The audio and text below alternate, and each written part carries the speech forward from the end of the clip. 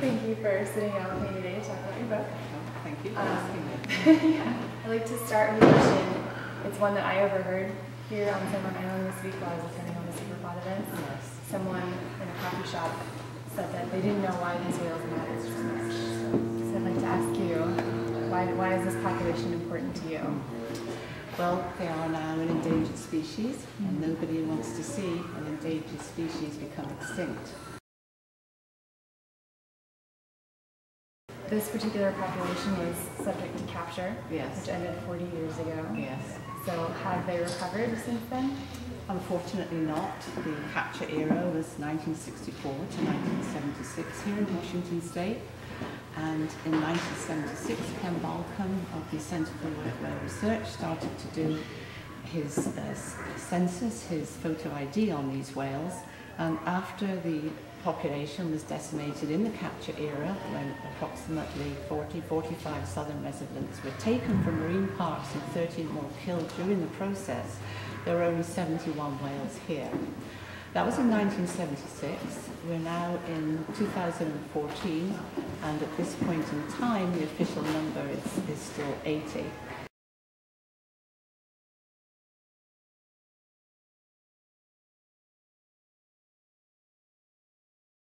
So what measures are in place to prevent captures from happening again and stopping any impact that that could potentially have?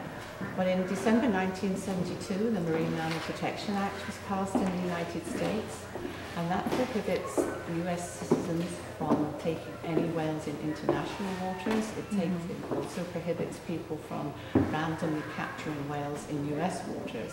So in order to even think about capturing whales here now, anyone who wants to do so, anybody who wishes to do so, must apply to National Marine Fisheries Service for a permit. The southern residents are an endangered species, so there's never going to be any way that they can apply for a permit to capture these whales again. Right. So what changes have you noticed in public perceptions of wild orcas and captive orcas? Well, when the capture era started in 1964, there was still a general feeling of fear towards the orca, and also disliked by fishermen because they took the salmon, or the fishermen perceived that they took the salmon.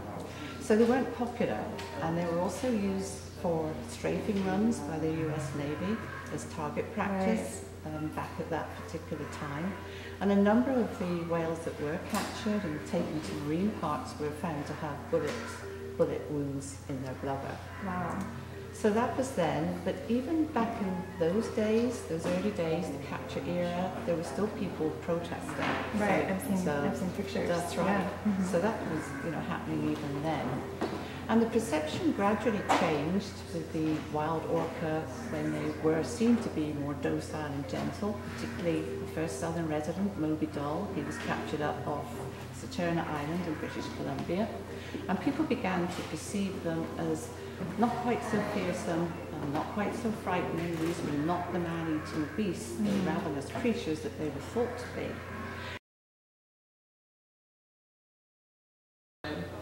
They are still here in the wild and still very much revered, yes, and enjoyed by many, but they still do face some threats. So what are their main threats, and what do you think is the biggest problem facing the population? The main threats are lack of Chinook salmon. The southern residents are very fussy eaters, and 80 to 90% of their diet is Chinook salmon. That's their energy bar.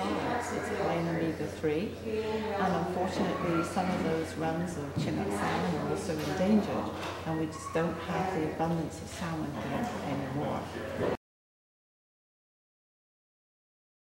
Anyway, so talking about Lolita, who is the captive southern resident down in Miami. Yes. And she still makes L-pod calls. So they have found. So can you sum up her situation and what you think the future looks like for bringing her home? Yes. Lolita was captured in Penn Cove in 1970, Penn Cove on Whidbey Island, and she has been at the Miami Aquarium where she was taken to, and 44 years ago she still performs twice daily there.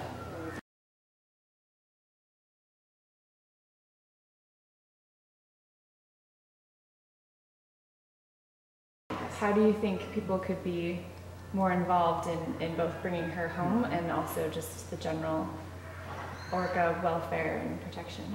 I think with regard to bringing her home, people have already showed their support by the many, I'm not quite sure how many there were, but I think there were thousands of public comments made on bringing Olivia back here to the National Marine Fisheries Service in favour of bringing her here. So that public support is already there. And I'm sure there would be plenty of volunteers here on the island who would be more than happy to arrange a 24-hour round-the-clock watch of Lolita and support the scientists here. I think one of the best things we can do is all watch our carbon footprint, see what we can do to help the oceans.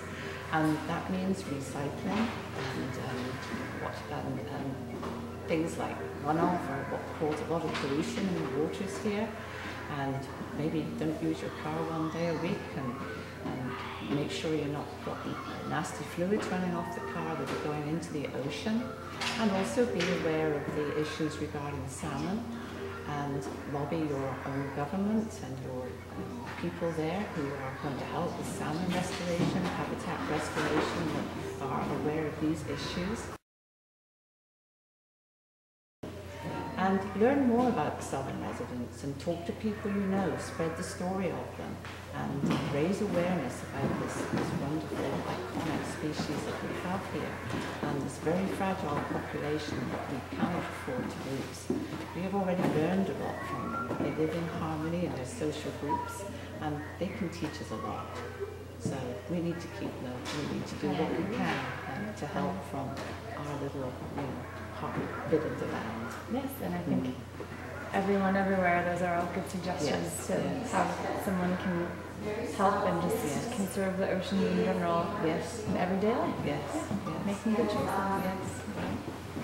Okay, well, thank you for sitting down with me today. And I really enjoyed your book, Puget Sound Whales for Sale. It's great. Good history of southern residents. Yeah. Okay, thanks, Colleen. Thank you.